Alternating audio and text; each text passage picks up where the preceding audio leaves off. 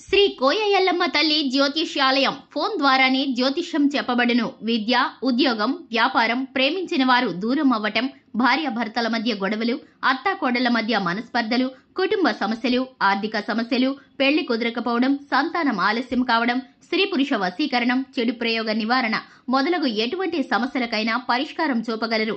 స్త్రీ పురుషులకు ఎటువంటి సమస్యలున్నా నమ్మకంతో కాల్ చేయండి 9014339338.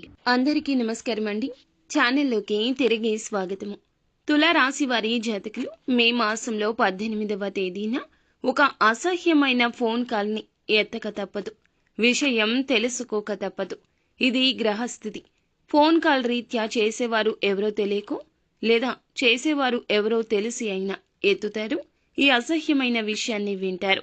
ఈ రోజున ఇలా జరగక మానదు. మొత్తం మీద వీరికి ఈ రోజు ఎలా ఉండబోతుంది, ఎటువంటి ఫలాలు దక్కబోతున్నాయి తదితర అన్ని వివరాలు కూడా వీడియోలో తెలుసుకుందామండి. వీడియో ఎక్కడా స్కిప్ చేయొద్దు, దయచేసి పూర్తిగా చూడండి. అప్పుడే మేము ఏం చెప్పబోతున్నామో మీకు అర్థమవుతుంది. వీడియో నచ్చితే లైక్ చేయండి. మీ లైక్ మాకెంతో సపోర్ట్ అండ్ ఎంకరేజ్మెంట్ గా ఉంటుంది.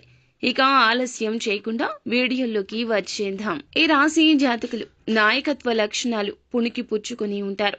ఈ రాశి జాతకులు జన్మతః కూడా అందరి తలలో నాలుకలాగా వ్యవహరిస్తూ ఉంటారు. వీరు చెప్పిన మాట వేదంగా భావించేవారు, వీరిని మార్గదర్శకులుగా తీసుకునేవారు చాలా మంది ఉంటారు. తులారాశి జాతకుల యొక్క తీరు చాలా వరకు కూడా విరుద్ధంగా ఉంటుంది.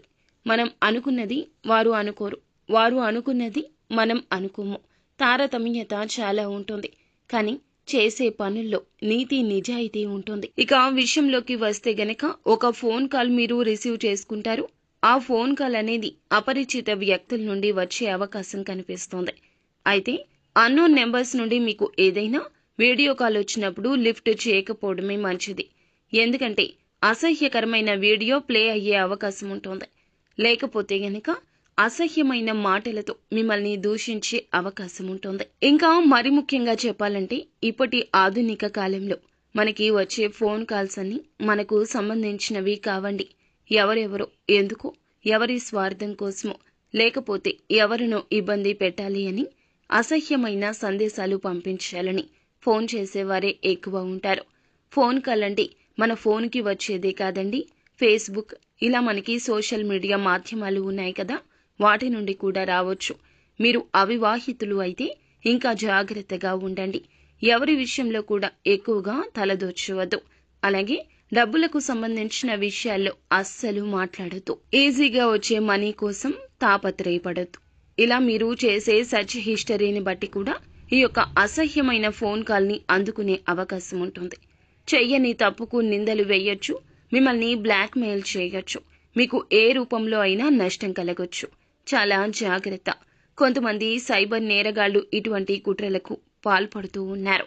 మిమ్మల్ని ఈ విధంగా చాలా వరకు కూడా రెచ్చగొట్టి బ్లాక్ మెయిల్ చేస్తారు. ఈ అంశంలో జాగ్రత్త ఖచ్చితంగా అవసరం. ముఖ్యంగా తెలియని నెంబర్ నుంచి ఎటువంటి ఫోన్ కాల్ వచ్చినా యాక్సెప్ట్ చేయొద్దు. అమ్మాయిల రూపంలో కాల్స్ చేసేవారు కూడా ఉంటారు. అమ్మాయి అనుకుని ఫోన్స్ అయితే అస్సలు ఎత్తొద్దు. ఇక మిగిలిన అంశాలు చూస్తే ఈ రాశి వ్యక్తులకు మిశ్రమంగా ఉందండి. ఈ రోజు దిన ఫలాల ప్రకారం చాలా రోజులుగా ఆర్థిక పరమైన లావాదేవీల గురించి చర్చలు జరుపుతున్నవారు దానికి సంబంధించి ఒక క్లారిటీకి వస్తారు. రాజకీయ రంగంలోని వారికి మిశ్రమ ఫలాలు ఉన్నాయండి. రాజకీయ నాయకుల అండదండలు కూడా లభించబోతున్నాయి.